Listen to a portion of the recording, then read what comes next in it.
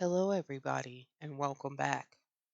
We are continuing Nancy Drew, number one, The Secret of the Old Clock. We are on chapter two, A Chance Meeting. Don't forget your luncheon engagement with Mr. Rolstead, Nancy Drew reminded her father the next morning at the breakfast table. I'll telephone him the first thing after I reach my office, Carson Drew promised. But again, I warn you not to anticipate startling news. I won't, Father, Nancy laughed. But if I could happen to learn something which has a bearing on the missing will, I won't be exactly disappointed. What are your plans for the day, Nancy? Oh, nothing special. I thought I would do a little shopping this morning, and I'm invited to a party one of the girls is giving in the afternoon. Then you are too busy to take luncheon with me. Oh, Father, you know I've just been dying for an invitation, Nancy declared, her eyes dancing. I'm so anxious to learn something about that will. All right, if you have time, drop in at my office about 12:30. Mr. Rolstead may not accept my invitation, but if he does, he'll try to find out something about Josiah Crowley. Of course, I don't need to warn you not to appear too eager for information. I'll let you do all the talking, Nancy told him. I'll just keep my ears open. I'll look for you at 12:30 then. Mr. Drew pushed back his chair and glanced at his watch. I must hurry now, or I'll be late getting downtown. After her father had left, Nancy Drew finished her breakfast and then went to the kitchen to consult with Hannah, the maid, concerning the work of the day. Although only 16, Nancy was unusually capable, and under her skillful direction everything ran smoothly in the Drew household. On the death of her mother 6 years before, she had taken over the entire management of the establishment. The Drews employed one servant, Hannah Gruen, an elderly maid of all work who had been with them for many years. The responsibility of the household might have weighed heavily upon Nancy, but she was the type of girl who is capable of accomplishing a great many things in a comparatively short length of time. She enjoyed sports of all kinds, and she found time for clubs and parties. In school, Nancy had been very popular, and she boasted many friends. People declared that she had a way of taking life very seriously without impressing one as being the least bit serious herself. While at school, Nancy had made one particular chum, Helen Corning, of whom we shall hear more later. She had also made two enemies, the Thompson sisters. One she had caught Ada in wrongdoing in class. Both sisters had placed the blame on Nancy, but Helen and two others had come to Nancy's rescue. Since that time, Ada and Isabel had been more hateful to Nancy than ever. I'll not be back for luncheon today, Nancy told Hannah as she prepared to leave the house. I have made out the dinner menu and ordered the groceries, so I guess you won't need me for a few hours. Leaving the house, she went to the garage where she kept her automobile. It was a shining new blue roadster, the birthday gift of her father. Quickly backing the automobile to the street, she set off for the shopping district. She drove swiftly down the boulevard and, upon reaching the more congested streets, wormed her way skillfully through heavy traffic. Entering a department store, she made a number of small purchases on the main floor and then went directly to the wearing apparel section, as it was her intention to purchase a frock suitable for the afternoon party to which she had been invited. Usually, Nancy found the service excellent. But this morning was an especially busy one, and an extra rush of customers had temporarily overwhelmed the sales force. She did not mind waiting her turn, but quietly sat down in a convenient chair and glanced about with interest. After a time, her attention was attracted towards the two girls who, like herself, were waiting for an available saleswoman, but less patiently. Instantly, Nancy recognized them as Ada and Isabel Thompson. They were remonstrating with the floor manager, and their voices carried so far that she could not help hearing what they said. We've been standing here nearly 10 minutes, Ada said perturbedly. Send a saleswoman to us immediately. I am afraid I can't, the floor manager said regretfully. There are a number of others ahead of you, an extra rush of customers. Perhaps you don't know who we are, Ada interrupted rudely. Indeed, I do, the floor manager told her with a trace of weariness. I will have a saleswoman here in a few minutes, if you will only wait. We're not accustomed to waiting, Isabel Thompson told him icily. Such service, Ada chimed in. Do you realize that my father owns stock in this store? If we report your conduct to him, he could have you discharged. I'm sorry, the harassed floor manager apologized. But it is a rule of the store. You must await your turn. Ada tossed her head, and her dark eyes flashed angrily.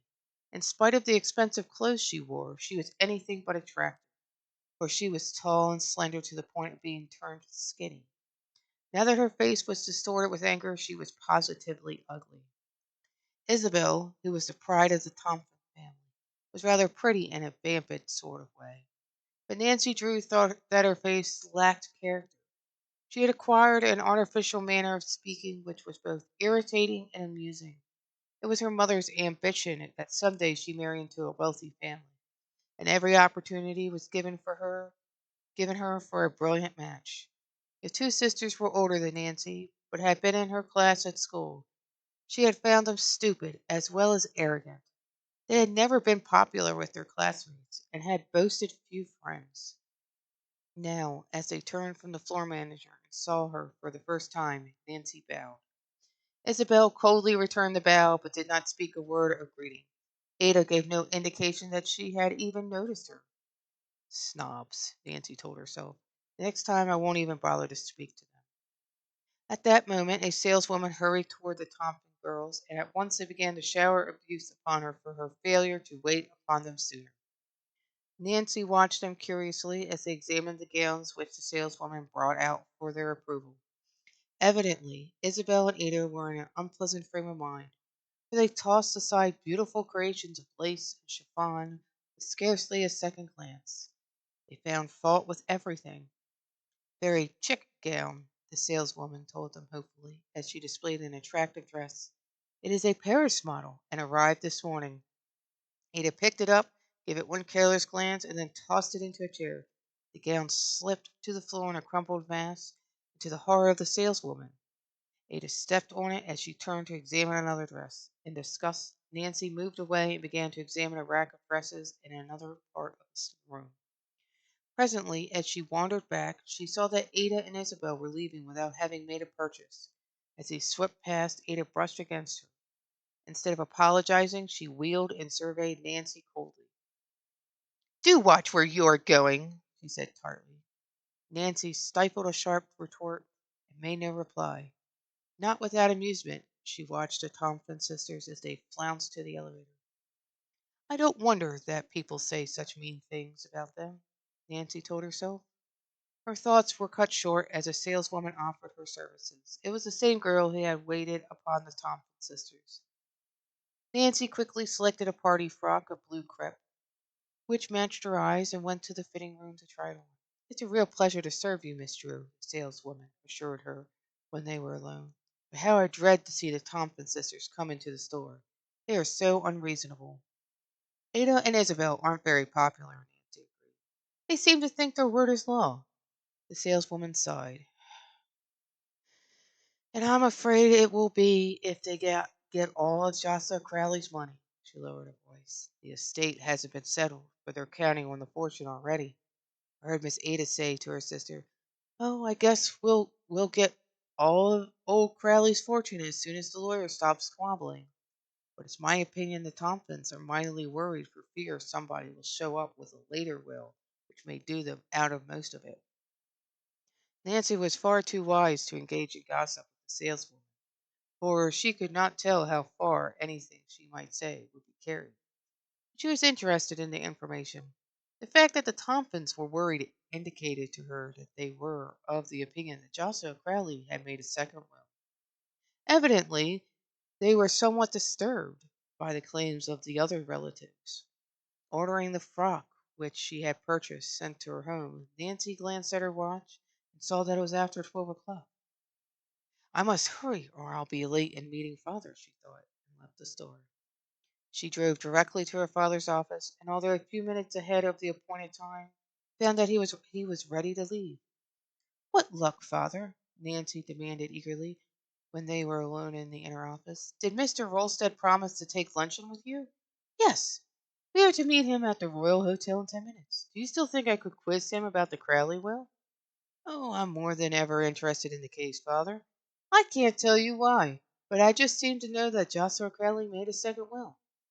Well, your intuitions are frequently correct, Nancy, Mr. Drew smiled. So I'll do my best to find out what Mr. Rolstead knows about the case. However, I must warn you not to appear too eager for information, or he may suspect we have a dark motive behind the luncheon invitation. I'll be careful, Nancy laughed. The Royal Hotel was located less than a block away, and Nancy and her father quickly walked the distance. As they entered the lobby, they found Mr. Rolstead there ahead of them. Carson Drew introduced his daughter, and the three made their way to the dining room where a table had been reserved for them. At first, the conversation centered about a variety of subjects.